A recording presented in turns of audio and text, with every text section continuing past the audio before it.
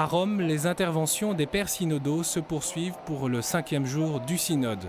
La communion entre les églises chrétiennes, l'écuménisme et les relations avec le judaïsme ou l'islam sont des préoccupations récurrentes pour les pasteurs venus d'Irak, d'Iran, de Terre Sainte, de Libye, du Liban, de Jordanie ou encore de Turquie.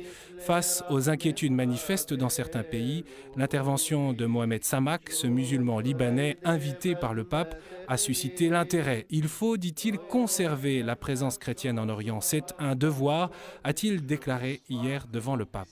Les ordinaires orientaux de la diaspora ont également évoqué les relations entre les migrants et leur terre natale et la richesse des échanges d'expériences. À ce titre, le cardinal André XXIII, ordinaire pour les orientaux en France, considère que la découverte des liturgies orientales peut certainement aider les paroisses latines à reconnaître un saint pluralisme dans l'expression de la prière. Monseigneur Béchara El Raï évoque pour nous la réflexion des évêques en petits groupes de travail depuis mercredi.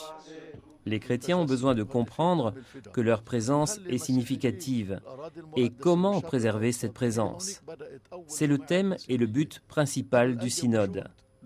Les chrétiens ont une présence active au Moyen-Orient qui doit être protégée.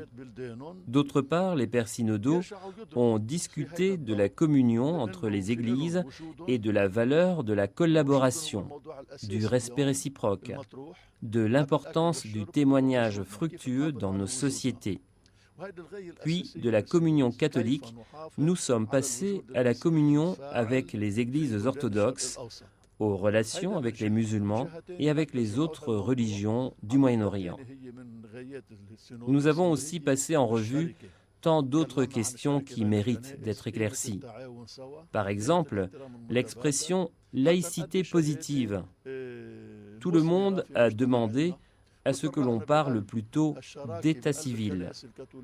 D'autres ont voulu éclaircir des concepts concernant la citoyenneté, les problèmes des droits humains, se demandant de quelle manière il est possible de préserver la présence chrétienne au Moyen-Orient si les droits de ceux-ci ne sont pas protégés. D'autres ont plutôt mis l'accent sur la liberté religieuse, car les chrétiens dans leur pays d'origine ont les mêmes droits fondamentaux que leurs frères musulmans dans les pays arabes ou juifs en Israël. Entre autres choses, nous avons parlé de notre mission, de comment nous la vivons, et avons lancé un appel aux autorités des pays arabes et à la communauté internationale pour qu'ils aident les chrétiens à vivre dignement et que leurs droits politiques, nationaux, sociaux et culturels soient reconnus. C'était la grande question de ce mercredi et nous espérons que cette consultation et la réflexion commune nous permettront de sortir d'une seule voix dans le monde actuel, désormais devenu un petit village, non seulement à cause des médias et de la technologie, mais également comme résultat de la mondialisation. Nous ne pouvons pas vivre dans des pays où les droits fondamentaux font défaut et où l'on fait une distinction entre les minorités et les majorités.